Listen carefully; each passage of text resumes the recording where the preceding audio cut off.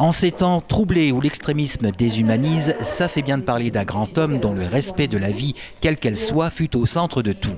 À l'occasion du 50e anniversaire de la date de la mort du prix Nobel de la paix de 1952, du pionnier de la médecine humanitaire, Albert Schweitzer, la bibliothèque de Sœur Raymond-Gerzange accueillait une exposition attrait aux grands personnages.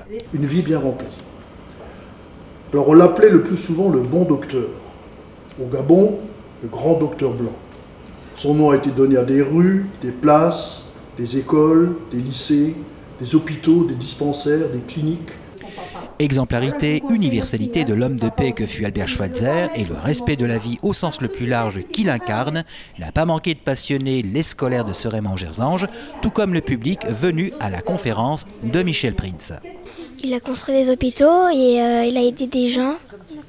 Un hôpital qui deviendra même un village africain, totalement différent des hôpitaux aseptisés traditionnels.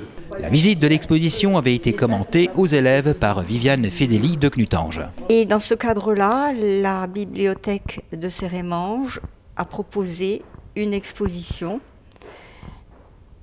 qui avait déjà été présentée à Nilvange dans le cadre des Journées du patrimoine.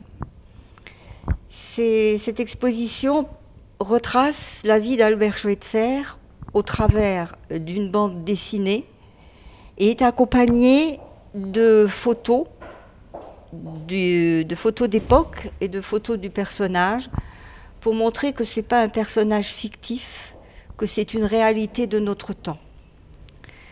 Et qui a mis en avant aussi ce qu'on peut appeler son mot d'ordre, c'était le respect de la vie. Le respect de la vie sous toutes ses formes. Des rencontres avec Einstein aux États-Unis, ce qui d'ailleurs a un petit peu terni son image parce que les Américains, le peuple américain n'était pas très pour l'arrêt de l'armement nucléaire qu'il préconisait. Il a aussi rencontré le Mahatma Gandhi, donc toujours pour la paix, un grand investissement. Et ce qu'il ne faut pas oublier, son œuvre maîtresse, c'est la création d'un hôpital à Lambaréné, qui actuellement est le deuxième plus grand hôpital d'Afrique, de tout le continent africain. C'est une lumière qui tourne de temps en temps, oui, comme un phare. On le voit de temps en temps, puis quand il tourne, il est encore une fois dans l'obscurité, puis il revient. Il peut traverser les siècles. Il a fait aussi... oui, il a eu le prix Nobel de la paix. Il a connu Albert Einstein. Alors, pour transmettre son... C'est le cas, oui. Les enfants ont été très, très, très attentifs, surtout au respect de l'autre.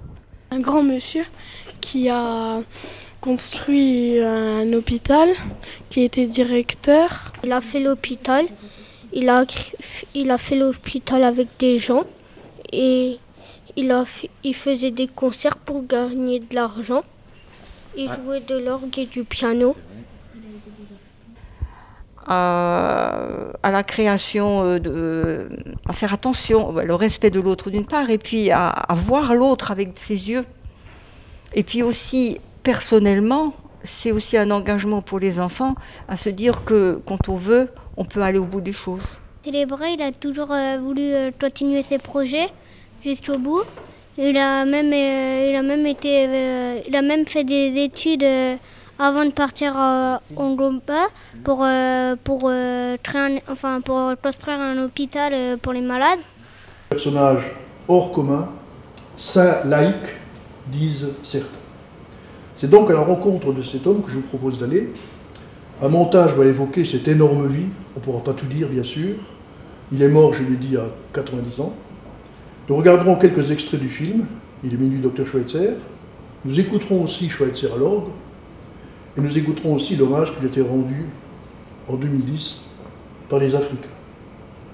Et nous terminerons par entendre sa voix. Il n'y avait pas de village de lépreux. Les lépreux avaient quelques petites cases parmi les autres. Mais c'est seulement alors que j'ai pris la décision, en 1953, de créer un village des lépreux. Vous avez mis combien de temps pour le faire? 2 ans. Et la conférence de Michel Prins n'a pas manqué de susciter l'intérêt du plus grand nombre et a même donné l'envie à certains d'approfondir davantage ses connaissances sur cet homme d'exception que fut Albert Schweitzer. On va dire, qu'est-ce que cette conférence vous a apporté de plus par rapport à vos propres connaissances que vous aviez dans le temps? Oh là là, écoutez, moi je ne savais pas qu'il faisait tout ça. Je savais qu'il était docteur, je savais qu'il était philosophe, qu'il faisait de l'orgue, mais le reste je ne le savais pas. Alors j'ai appris pas mal de choses, quoi. Voilà. Mais c'était super, j'ai bien aimé, j'ai approfondi un petit peu mes connaissances que j'avais sur Albert Schweitzer. Voilà, et je remercie bien Monsieur Prins. J'ai envie d'approfondir d'après ce que Monsieur Prins nous a dit. Oui, je savais qu'il était docteur, je savais qu'il avait fait des actions en Afrique, mais bon, il y a des petites choses que je ne connaissais pas non plus, que je vais rechercher maintenant.